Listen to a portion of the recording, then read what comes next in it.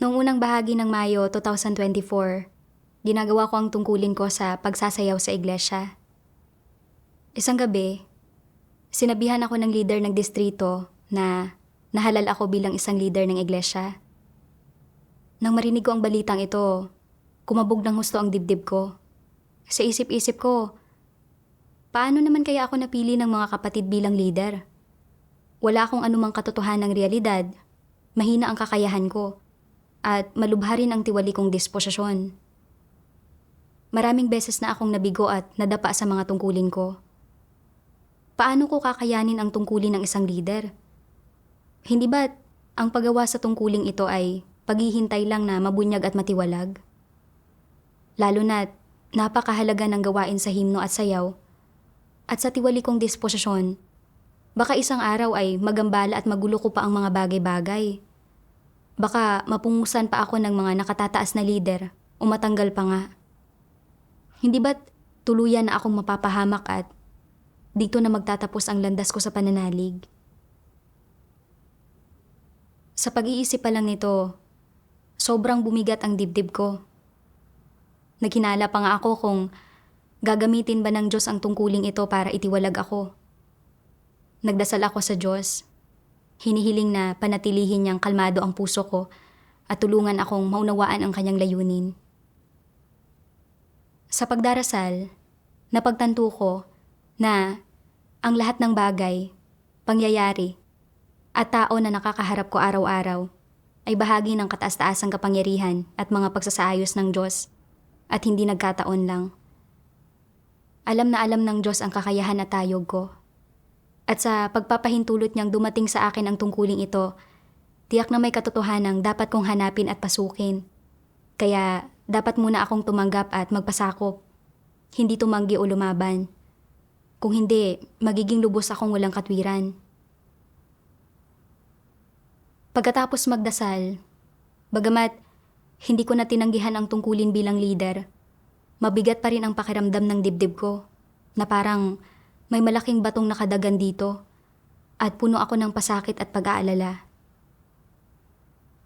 Kinabukasan, habang nagdedebosyonal, nanood ako ng isang video ng patotoong batay sa karanasan at ang mga salita ng Diyos na nakasipi rito ay mahigpit na bumihag sa puso ko. Sabi ng makapangyarihang Diyos, iniisip ng ilang tao, ang sino mang nagsiserbisyo bilang isang lider ay hangal at mangmang at nagdudulot ng sarili niyang pagkawasak. Sapagkat kapag ang isang tao ay nagsiserbisyo bilang isang lider, hindi naiiwasang nagbubunyag siya ng katiwalian sa harap ng Diyos. Napakarami bang katiwalian ang mabubunyag kung hindi niya ginawa ang gawain ito? Napakakatawa-tawang ideya. Sa tingin mo ba ay hindi ka magbubunyag ng katiwalian kung hindi ka kikilos bilang isang leader? Ang hindi pagiging leader, kahit na nagbubunyag ka ng mas kaunting katiwalian, ay nangangahulugan ba na maliligtas ka? Batay sa argumentong ito, ang lahat ba ng mga hindi naglilingkod bilang mga leader ang siyang mananatiling buhay at maliligtas? Hindi ba't ang pahayag na ito ay lubos na katawa-tawa? Ang mga taong naglilingkod bilang mga leader ay gumagabay sa hinirang ng mga tao ng Diyos upang kainin at inumin ang mga salita ng Diyos at upang maranasan ang gawain ng Diyos. Nakataas ang hinihinging pamantayang ito. Kaya, hindi maiiwasan na ang mga leader ay magbubunyag ng ilang tiwaling kalagayan kapag nagsisimula pa lang silang magsanay. Ito ay normal at hindi ito kinukundina ng Diyos. Hindi lamang ito hindi kinukundina ng Diyos, kundi binibigyang liwanag, tinatanglawan, at ginagabayan din niya ang mga taong ito. Pinagkakalooban ang mga ito ng mga pasanin. Hanggat kaya nilang magpasakop sa patnubay at gawain ng Diyos, mas mabilis silang uunlad sa buhay kaysa sa mga ordinaryong tao. Kung hinahangad nila ang katotohanan, matatahak nila ang landas ng pagpeperpekto ng Diyos. Ito ang bagay na pinakapinagpala ng Diyos. Hindi makita ng ilang tao ang pagiging matuwid ng Diyos, ni hindi nila makita na ang Diyos ay patas at matuwid sa bawat tao, at binabaluktot pa nga nila ang mga katunayan. Ayon sa pagkaunawa nila, gaano man nagbabago ang mga tao sa mga namumunong papel, hindi ito titingnan ng Diyos, at titingnan lang niya kung gaano karaming katiwalian ang ibinubunyag ng mga lider at manggagawa, at kukondinahin niya sila batay lang dito. At para sa mga hindi lider at manggagawa, dahil kaunting katiwalian lamang ang ibinubunyag nila, kahit hindi sila magbago, hindi sila kukondinahin ng Diyos. Hindi ba't ito ay katawa-tawa? Hindi ba't ito ay kalapastanganan laban sa Diyos? Kung napakalubha mong nilalabanan ang Diyos sa puso mo, maliligtas ka ba? Hindi. Pangunahing tinutukoy ng Diyos ang mga kinalalabasan ng mga tao batay sa kung taglay nila ang katotohanan at tunay na patotoo. At ito ay pangunahing nakasalalay sa kung hinahangad nila ang katotohanan. Kung hinahangad ng isang tao ang katotohanan, kahit na sumalangsang siya at maharap sa paghatol at pagkastigo, kaya niyang tunay na magsisi. Hanggat hindi siya nagsasalita o kumikilos sa mga paraang lumalapastangan sa Diyos, tiyak na makakamit niya ang kaligtasan. Ayon sa inyong mga imahinasyon, lahat ng ordinaryong mananampalataya na sumusunod sa Diyos hanggang sa wakas ay makakamit ang kaligtasan, habang ang mga nagsisilbing lider ay pawang ititiwalag. Kung kayo ay hihilingin na maging lider, iisipin ninyo na hindi magiging ayos na hindi ito gawin. Ngunit kung kayo ay magsisilbing leader, patuloy kayong magbubunyag ng katiwalian ang hindi ninyo napipigilan, at habang mas matagal kayong naglilingkod, mas maraming katiwalian ang ibubunyag ninyo, hanggang sa huli ay kukundinahin at ititiwalag kayo ng Diyos. Mararamdaman ninyo na para kayong naghihintay na lang na mabitay. Hindi ba't ito ay ganap na dulot ng inyong mga maling pagkaunawa sa Diyos? Kung ang mga kinalalabasan ng mga tao ay tinutukoy ng katiwaliang kanilang ibinubunyag, walang sino man ang maliligtas. Kung ganoon nga, ano ang magiging silbi ng paggawa ng Diyos sa gawain ng pagliligtas? Kung ganito nga talaga, nasaan ang pagiging matuwid ng Diyos? Hindi makikita ng mga tao ang matuwid na disposisyon ng Diyos. Sa makatwid, lahat kayo ay mali ang pagkaunawa sa mga layunin ng Diyos na nagpapakita na kayo ay walang tunay na pagkakilala sa Diyos. Tinumbok ng mga salita ng Diyos ang katotohanan ng sitwasyon ko, at sa wakas ay napagtanto kong may mga kuro-kuro, imahinasyon, at maling pagkaunawa pala ako tungkol sa Diyos na nakatago sa puso ko. Inakala ko na ang pagiging hindi lider sa sambahayan ng Diyos ay magreresulta sa mas kaunting pagbubunyag ng katiwalian at mas bihira akong mapupungusan ng mga nakatataas na lider. At sa ganitong paraan, magiging mas ligtas ang pananampalataya sa Diyos at mas malaki ang pag-asa kong maligtas. Pero sa tungkulin ng isang lider, maraming katotohanang prinsipyo ang nasasangkot. Mas mabigat ang responsibilidad. At kung walang mga katotohanang realidad, hindi maiiwasang magbubunyag ako ng katiwalian at magkakaroon ako ng tendensiyang makagawa ng mga bagay na gumagambala at gumugulo sa gawain ng sambahayan ng Diyos at mabubunyag at matitiwalag ako. Nakita ko na sinabi ng Diyos na ang mga kurukurong ito ay mga maling pagkaunawa at kalapastanganan pangalaban sa Kanya. Nagulat ako at medyo natakot. Hindi ko napagtanto kung gaano kalubha ang kalikasan ng mga kurukurong ito. Nagsimula akong pagnilayan kung paano naging kakatwa mismo ang pananaw na ito. Nakita ko na may ilang lider na nagkamali. Lubhang ginulo at ginambala ang gawain ng iglesia at tinanggal o pinaalis o pinatalsik pa nga. Kaya inakala kong masyadong mapanganib ang pagiging lider at na sa sandaling magkamali ka, matatanggal o matitiwalag ka. Pero hindi ko kailanman hinanap ang mga prinsipyo ng sambahayan ng Diyos sa pagtatanggal ng mga tao. Sa katunayan, Ang pagtatanggal sa isang leader sa sambahayan ng Diyos ay hindi nakabatay sa panandalian niyang pag-uugali o sa paggampanya sa isang pagkakataon lang, kundi sa palagian niyang paghahangad at sa landas na tinatahak niya. Naisip ko ang isang leader at 2 supervisor sa iglesia na natanggal. Bagamat tila sila ay tinanggal dahil sa pagkabigo sa isang partikular na gampanin at sa paglabag sa mga prinsipyo at pagambala at pag-antala sa gawain. Sa katunayan, iyon ay dahil karaniwan silang hindi nakatuon sa paghahangad sa katotohanan. Hindi hinahanap ang mga prinsipyo sa kanilang mga tungkulin at matagal nang kumikilos ng ayon sa sarili nilang kagustuhan at dahil doon ay nagulo at nagambala nila ang gawain ng iglesia pero hindi sila nagsisi, kaya sila tinanggal. Hindi ko kailanman inalam ang pinakadahilan ng pagkabigo nila. Nakita kong nagkamali lang sila ng isang beses at natanggal na.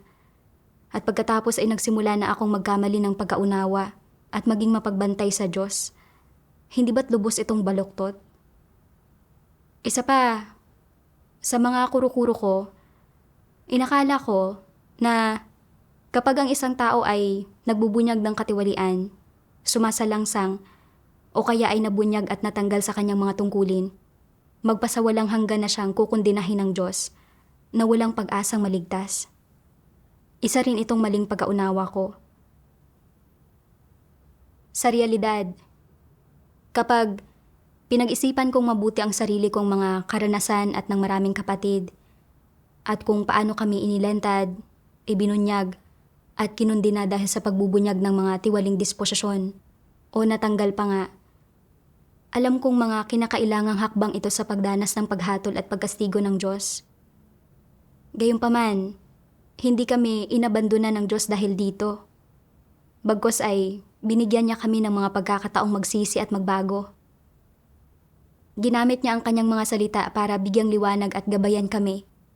Pinahihintulutan ang aming mga isipan at pananaw na unti-unting magbago at binibigyang daan kami na unti-unting iwaksi ang aming mga tiwaling disposisyon. Nakamit ang mga pakinabang na ito sa pamamagitan ng pagdanas ng kabiguan at pagbubunyag. Nakita ko na ang mabunyag sa tungkulin ay hindi nangangahulugang matitiwalag, kundi isa itong pagkakataong magkamit ng katotohanan. Pero sa kalikasan ko, hindi ko mahal ang katotohanan o gustong magdusa. Ayaw kong tanggapin ang paghatol at pagkastigo ng Diyos. At gusto ko lang mamuhay ng payapa bilang isang ordinaryong mananampalataya. Inakala ko na sa ganitong paraan, may iwasan ko ang malalaking kabiguan at pagkakabunyag at matatakasan ang pagdurusa o pagpipino at sa gayon ay maliligtas ako.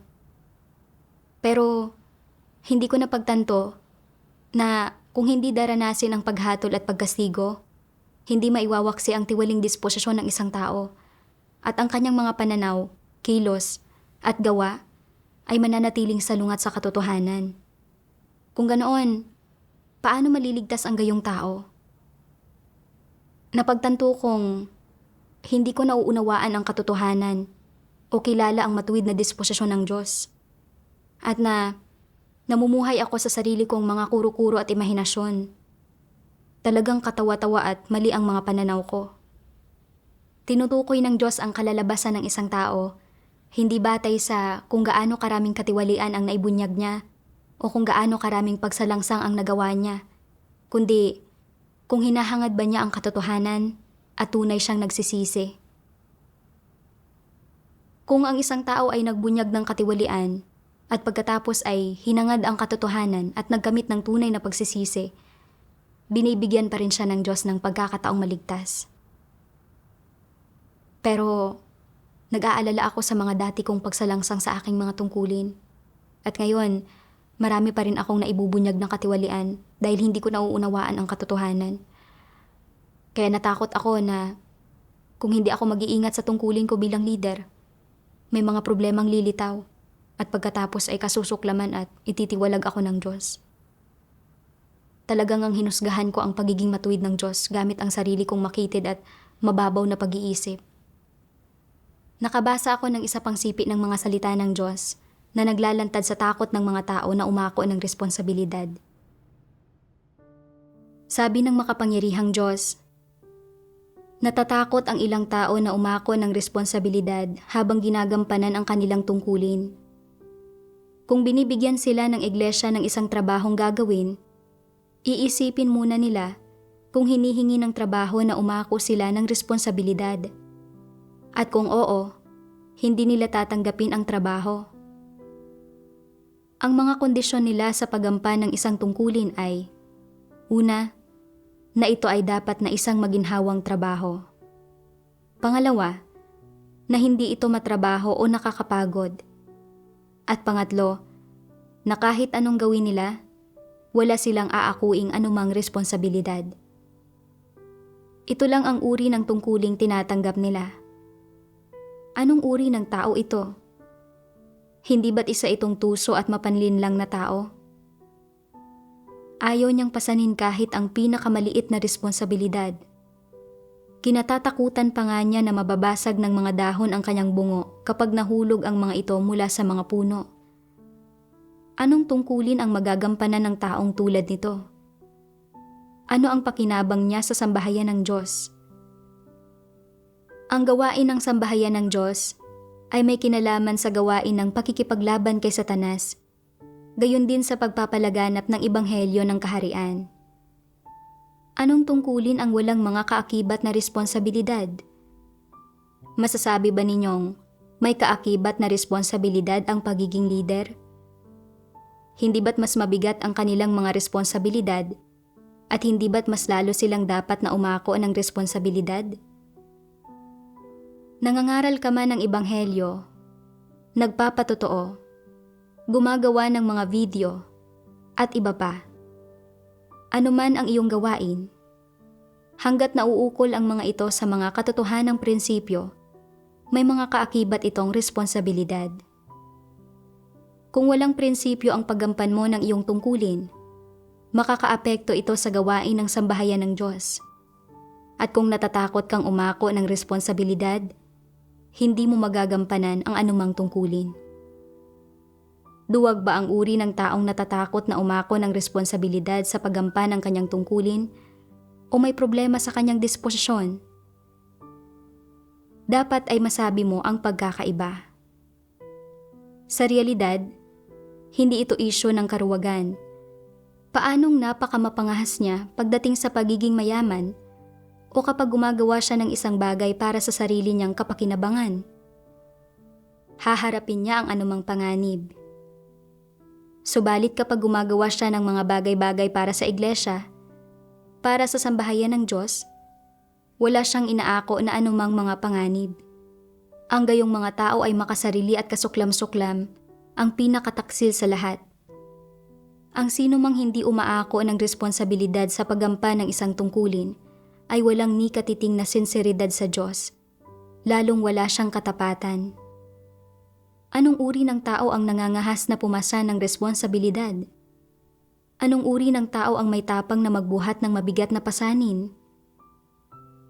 Ang sino mang nangunguna at buong tapang na sumusulong sa pinakamahalagang sandali sa gawain ng sambahayan ng Diyos, na buong tapang na umaako ng mabigat na pasanin at hindi takot na magtiis ng mga paghihirap at panganib kapag nakita niya ang gawain na pinakaimportante at pinakamahalaga. Iyon ay isang taong tapat sa Diyos, isang mabuting sundalo ni Kristo. Ito ba ay ang kaso kung saan ang lahat ng natatakot na umako ng responsibilidad sa kanilang tungkulin ay ginagawa iyon dahil hindi sila nakakaunawa sa katotohanan? Hindi. May problema sa kanilang pagkatao. Wala silang pagpapahalaga sa katarungan o responsibilidad. Sila ay mga taong makasarili at kasuklam-suklam. Sila ay hindi mga sinserong mananampalataya sa Diyos at hindi nila tinatanggap ang katotohanan kahit kaunti. Dahil lang sa dahilan na ito, hindi sila maliligtas. Nang makita ko ang pagsasiwalat ng mga salita ng Diyos, nakaramdam ako ng matinding pagkabagabag sa puso ko. Napagtanto kong ang takot ko na maging isang leader ay nagmula sa pagkakakontrol sa akin ng isang makasarili at mapanlinlang na disposisyon. Sinunod ko ang prinsipyo ng makakuha ng benepisyo ng walang pagdurusa o pagkalugi. Gusto kong tumanggap ng mga pagpapala mula sa Diyos, pero ayaw kong umako ng malalaking panganib. Sa diwa, ito ang pag-uugali ng isang taong tuso at mapanlinlang. Pakiramdam ko, ang pagsasayaw ay hindi lang naaayon sa mga personal kong interes at libangan, kundi nagbunga rin ng mga resulta ang paggampan ko sa tungkuling ito. Hindi ako ang pangunahing supervisor at wala akong hawak na malalaking responsibilidad.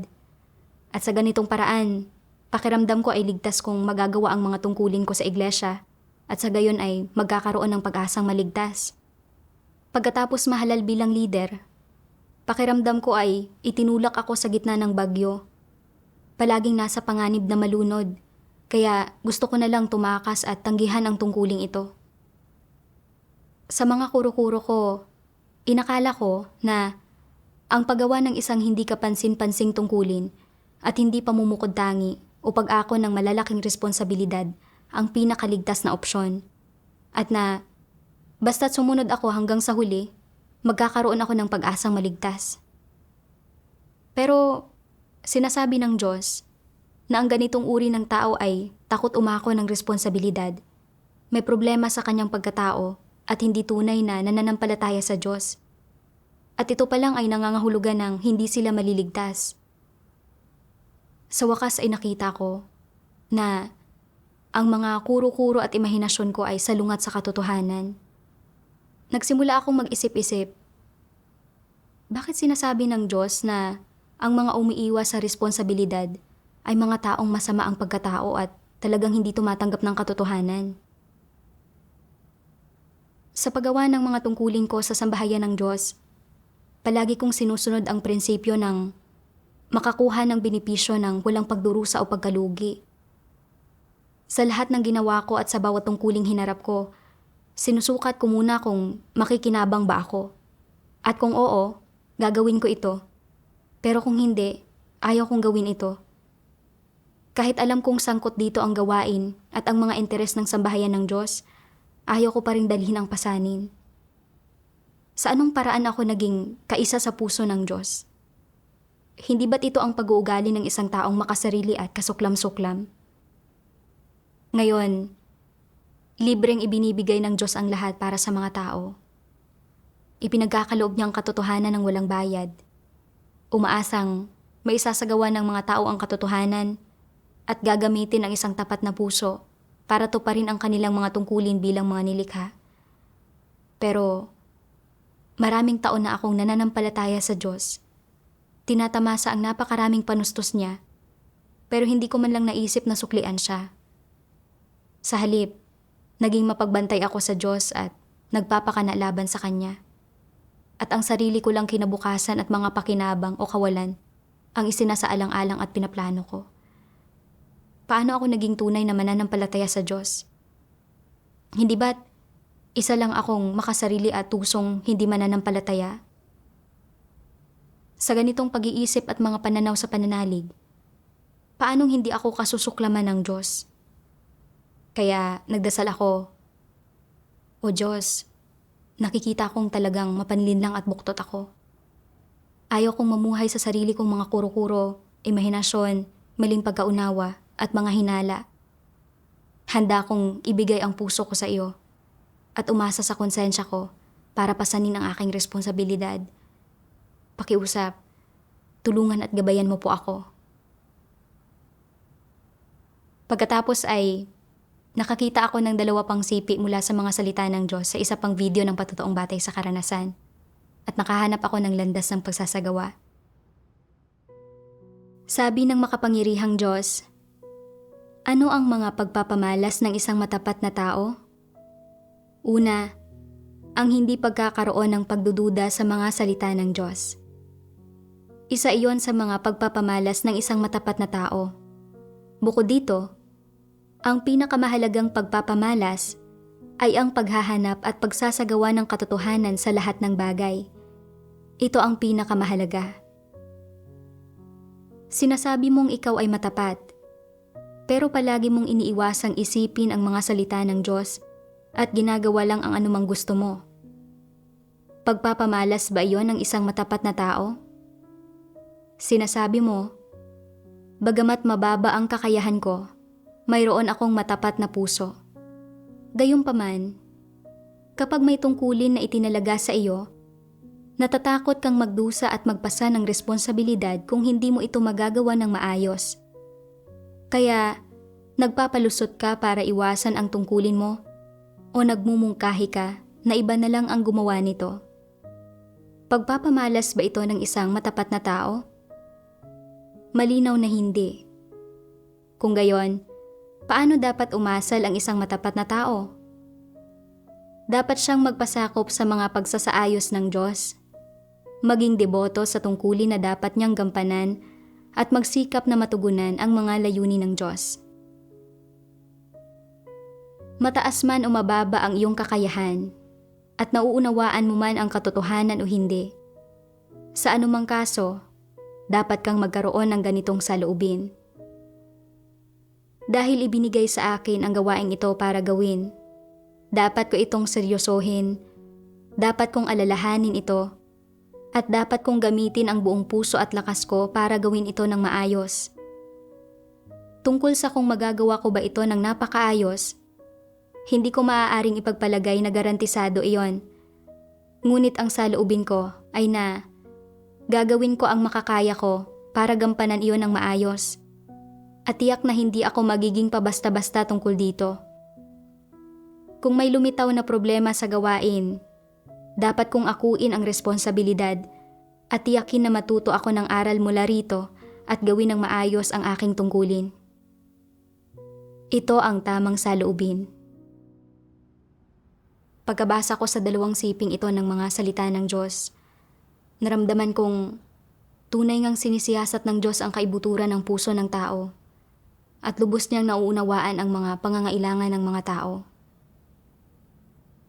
Nang marinig kong napili ako bilang leader, 2 dahilan ang mabilis na sumulpot sa isip ko.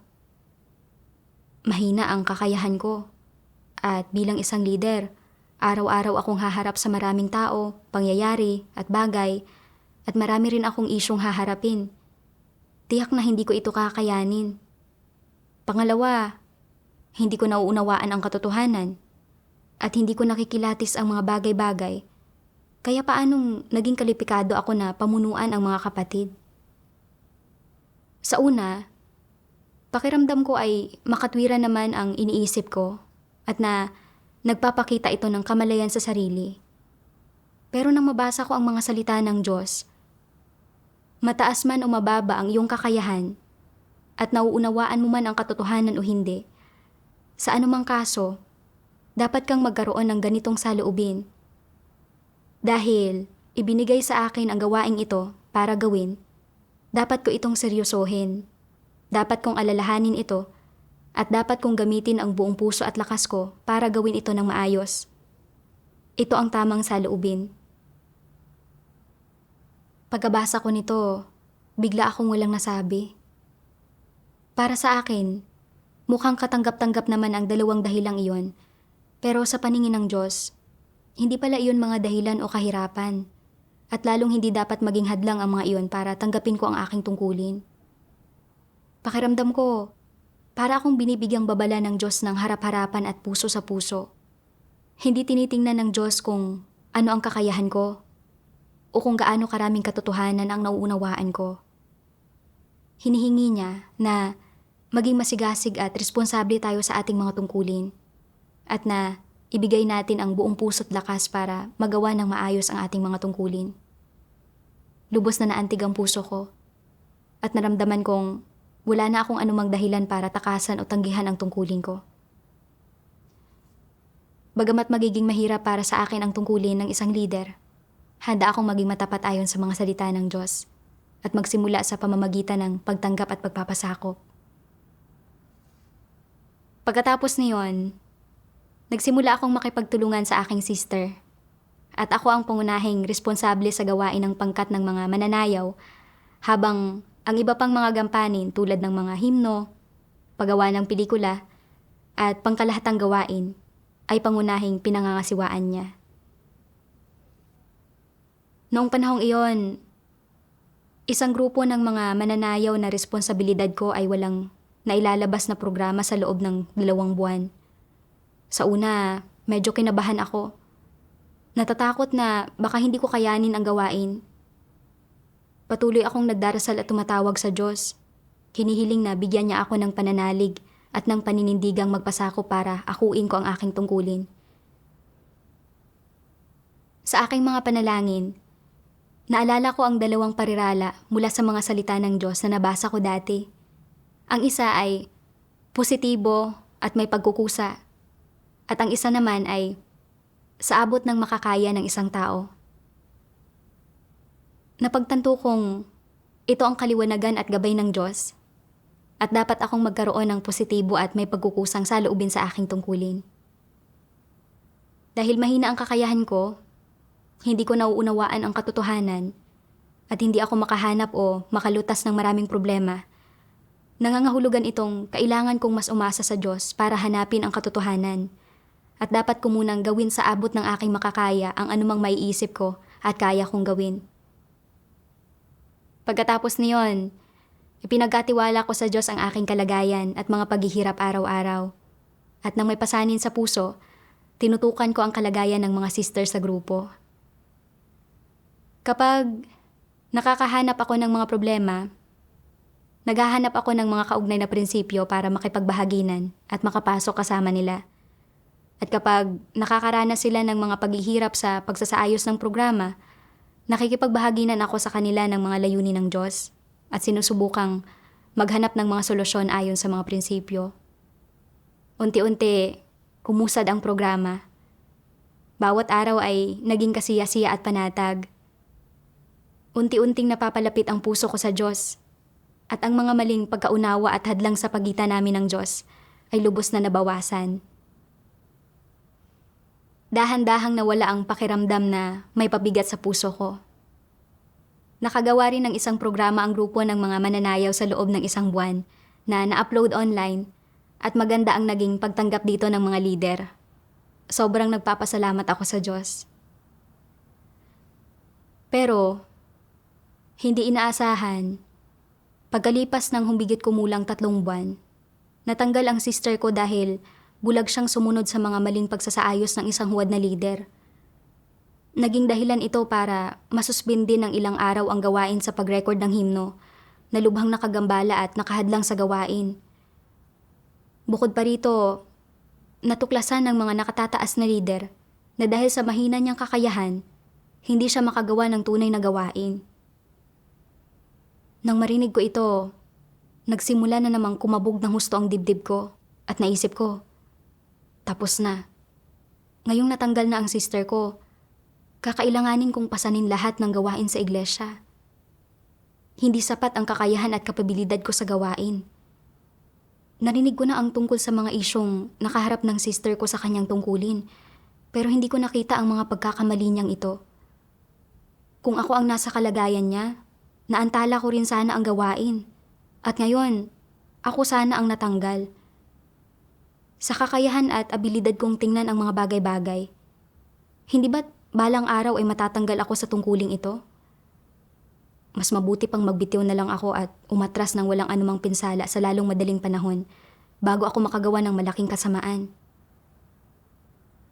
Pero, nang mag-isip ako ng ganito, nakonsensya ako. Lagi ko na lang gustong magbitiw. Ipinapakita nitong kulang ako sa pagpapasakop sa Diyos at katapatan sa tungkulin ko. Kung magbibitiw ako at isusuko ang tungkulin ko, hindi ba't maaantala ang gawain? Kung magbibitiw ako, mapapagaan ko ang sarili kong pasanin. Pero, magiging irresponsable naman ako sa gawain ng sambahayan ng Diyos. Pagkatapos kong isipin ang mga bagay na ito, hindi na ako nangahas na magbitiw. Nagdasal ako sa Diyos, hinihiling na protektahan niya ang puso ko, bigyang liwanag at gabayan akong maunawaan ang katotohanan at makapagpasakop. Talagang milagroso ang sitwasyong inihanda ng Diyos. Noong gabing iyon, nakatanggap kami ng isang liham na ipinasa mula sa China. Binanggit sa liham na sa China, walang habas na inaaresto ng malaking pulang dragon ang mga nananampalataya sa Diyos, at na magagawa lang ng mga kapatid ang kanilang mga tungkulin sa pamamagitan ng pagtatago, at na kailangan nilang madalas na magpalit ng mga tahanang matutuluyan. Hinikayat din sa liham ang mga kapatid na ng ibang bansa na pahalagahan ang pagkakataong mayroon sila para gawin ang kanilang mga tungkulin, at na tuparin ang kanilang mga tungkulin. Nagbanggit din ang liham ng isang sipi ng mga salita ng Diyos. Sabi ng makapangyarihang Diyos, ang mga pagpapala ay hindi matatamo sa loob ng 1 o 2 araw. Ang mga iyon ay kailangang mabayaran ng malaking halaga. Ibig sabihin, kailangan ninyong magtaglay ng pagmamahal na nagdaan na sa pagpipino.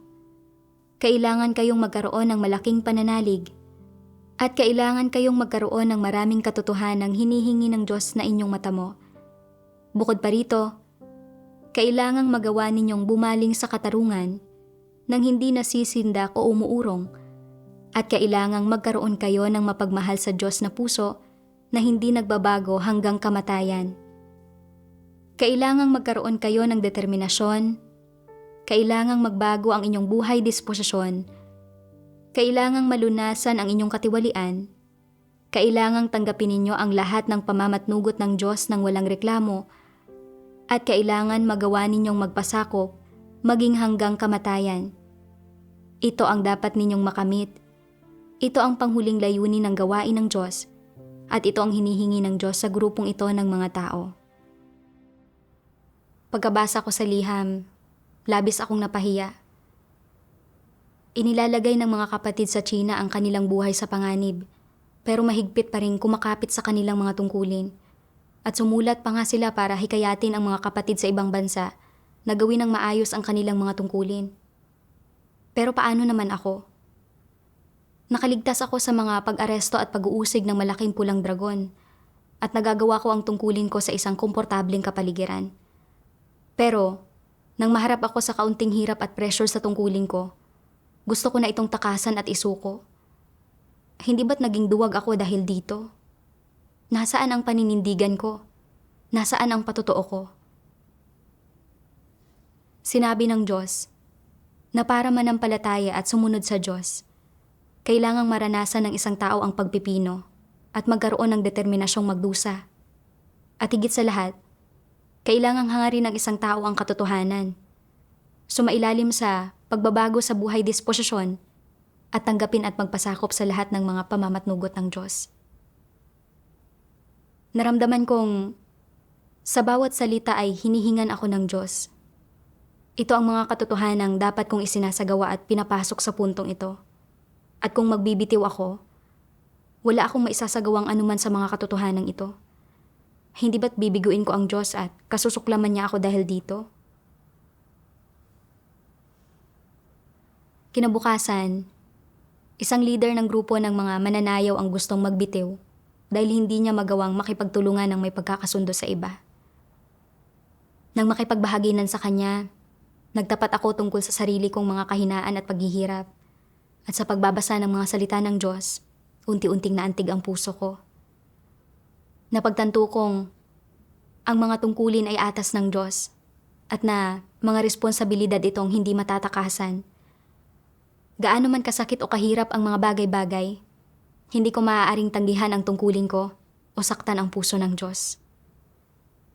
Pagkatapos niyon, nakabasa ako ng isang sipi ng mga salita ng Diyos na talagang tumama sa kalagayan ko at malaki ang naitulong sa akin. Sabi ng makapangyarihang Diyos, dapat harapin ng mga tao ang kanilang mga tungkulin at ang Diyos ng may matapat na puso. Dapat magawa ito ng mga taong may takot sa Diyos.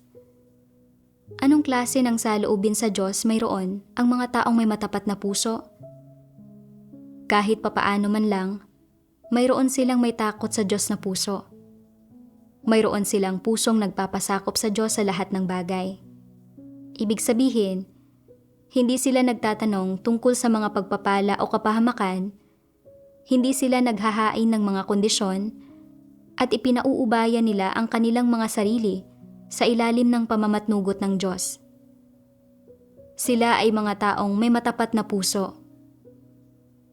Iyong mga palaging nagdududa sa Diyos, palaging nagsisiyasat sa Kanya, palaging sinusubukang makipagtawaran sa Kanya. Sila ba ay mga taong may matapat na puso? Hindi. Ano ang nananahan sa loob ng puso ng gayong mga tao? Panlilin lang at kabuktutan. Palagi silang nagsisiyasat. At ano ang sinisiyasat nila? Ang saloobin ng Diyos sa mga tao. Palagi nilang sinisiyasat ang saloobin ng Diyos sa mga tao. Anong problema ito? At bakit nila ito sinisiyasat?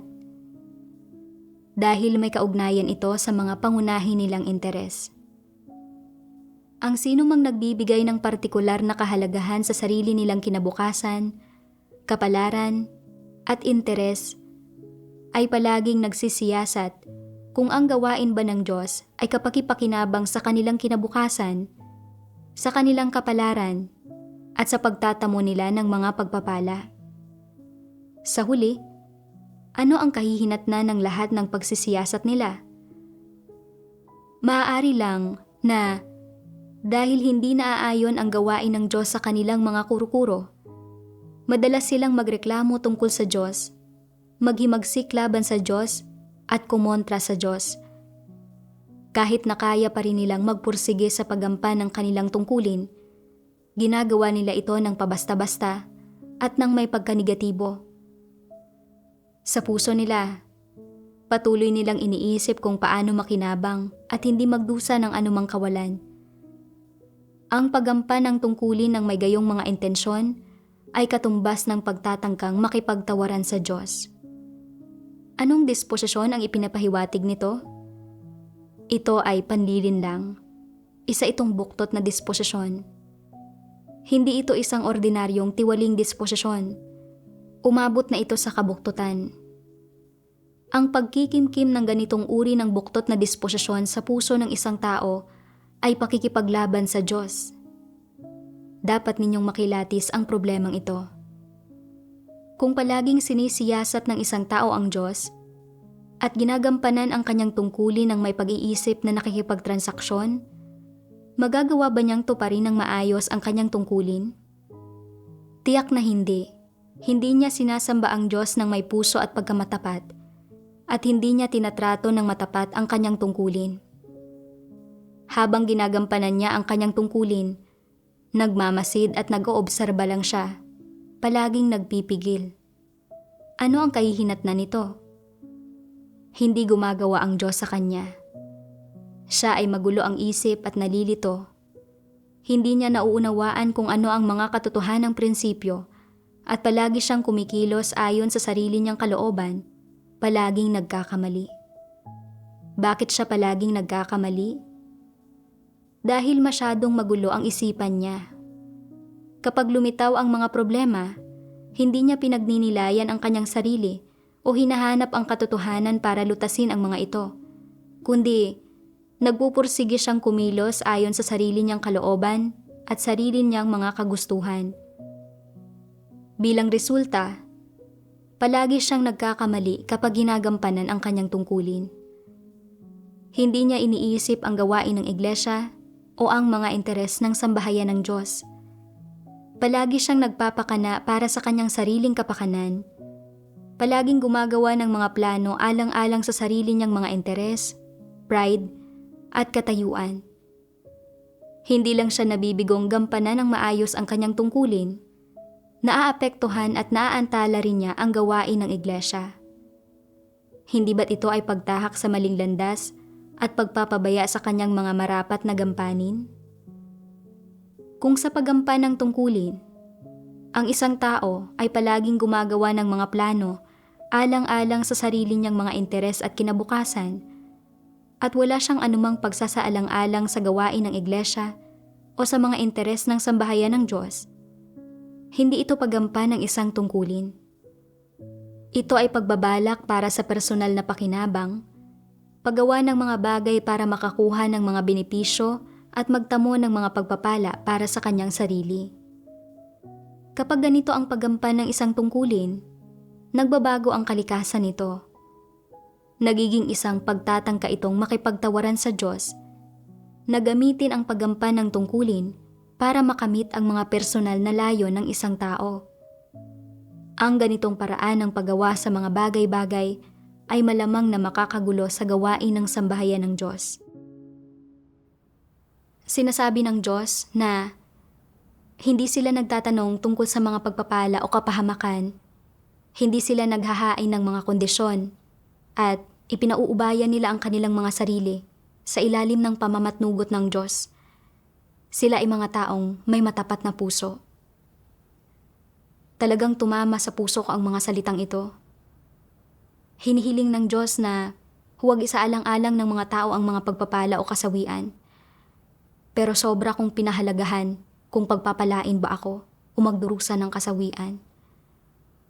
Takot na takot ako na habang ginagawa ang tungkulin ng isang lider, baka makagawa ako ng masama na makakagulo at makakagambala sa gawain, na mag-iiwan ng mga mansya at pagsalangsang sa landas ko, at kundinahin at itiwalag ako ng Diyos. At na sa huli, hindi lang ako mabibigong maligtas, kundi magiging biktima pa ako ng kasawian. Lalo ko itong naramdaman nang malaman kong 2 sa 3 dating leader ng distrito ay kumikilos ayon sa gusto nila at hindi naghahanap ng mga katotohanang prinsipyo sa kanilang mga tungkulin na siyang dahilan kung bakit nila malubhang nagulo at nagambala ang gawain ng sambahayan ng Diyos, kaya sila tinanggal. Ngayong natanggal na rin ang sister ko, naramdaman ko na kung hindi nauunawaan ng isang tao ang katotohanan at walang may takot sa Diyos na puso, kung gayon ay delikado ang paggawa ng tungkulin ng isang leader at na madali siyang mabubunyag at matitiwalag at na hindi tiyak kung ano ang kalalabasan o magiging hantungan niya sa hinaharap. Gusto kong siguruhin ang aking kinabukasan at hantungan, kaya binala kong magbitiw bago makagawa ng anumang pagkakamali at umatras ng walang anumang pinsala. Inilalantad ng Diyos na ito pala ay isang pakikipaglaban sa Kanya sa pamamagitan ng isang mapanlinlang at buktot na disposisyon. Saka ko lang napagtanto na ang palaging pagpaplano para sa sarili kong mga interes at kinabukasan nang walang anumang pagsasaalang-alang sa gawain ng iglesia o sa mga interes ng sambahayan ng Diyos ay hindi paggawa ng aking tungkulin. Ito ay pagtatangkang utakan ang Diyos at salungatin siya. Sa paggawa ng aking tungkulin ng may ganitong pag-iisip at kalagayan, kahit na hindi ako nagsilbi bilang leader at hindi gumawa ng malulubhang pagkakamali, nagpapakana at kinakalaban ng puso ko ang Diyos. Ito ay isang gawa ng kasamaan at ito ay kinasusuklaman at kinukundina ng Diyos. Ipinakita sa akin ng Diyos ang isang napakalinaw na landas. Iyon ay ang maging isang taong may matapat na puso, ang hindi pagtatanong tungkol sa mga pagpapala o kasawian, ang hindi pagsasalita tungkol sa mga kondisyon, at ang pagpapasailalim ng sarili ko sa pamamatnugot ng Diyos.